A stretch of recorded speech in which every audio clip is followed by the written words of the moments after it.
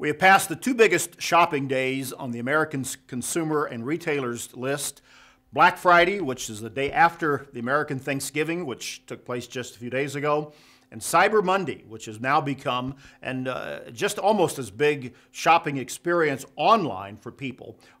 Both days saw increases over the year before in terms of the amount of dollars spent, the number of people out, and the percentage rise in what was spent on these two shopping days.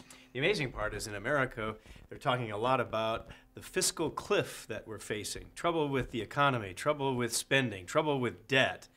And yet, when it comes to consumers, it doesn't seem like we're that worried about it. One interesting note that I did see showed that it said 2/3 of consumers who shopped on both of those days shopped with either cash or debit cards, which means that they didn't run up extra credit card debt, which, if that's true, then that does show that there's a bit of concern that people have about the mounting consumer debt and also the fiscal cliff and what that might mean in a few weeks. Of course, we look to our government, and they're not setting a very good example for us in that regard at all. Here in America, Black Friday was a day that they borrowed over $25 billion and added it to the national debt. And so many people seem to be following that tradition. Rather than a tradition of Thanksgiving for what we have, it seems to be more of a direction of what we want and how can we get it. Right. There's also been one more day added to Black Friday, Cyber Monday. I heard as well and read today that there is what is now called a Giving Tuesday, which is today, encouraging people to give to a charity rather than to just spend on their own needs or lusts and the consumer drive that takes place there. So we'll see where Giving Tuesday comes up. If you have resisted thus far the siren calls that have been out there with all the ads and the inbox full of offers to shop without any shipping fees and big discounts that we had on Cyber Monday, keep it up.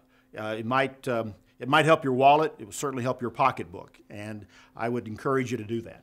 Yeah, it's not everything that's wonderful and beautiful that is buy it now and pay later, right? Or get it now and pay later. Yeah. There's a challenge, and it's one that's reflected in the Bible, too, that God gives us some pretty good advice when it comes to living within our means. Yeah, if you look at Proverbs 22 and verse 7, a verse that we've gone to quite often, it says that the borrower is servant to the lender.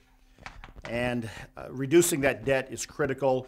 If you've already made some resolutions to do so, I encourage you to stick with it and resist those calls and those desires, perhaps, to spend on a bargain. Realize that you're even spending money, even if it is a bargain. And if you don't really need it, think twice about what you're putting out here over the coming weeks. Remember that after the first of the year, there is going to be a day of reckoning, and many just really don't understand, none of us do, as to what will happen in terms of our government, the tax policies, and what that might mean going into 2013.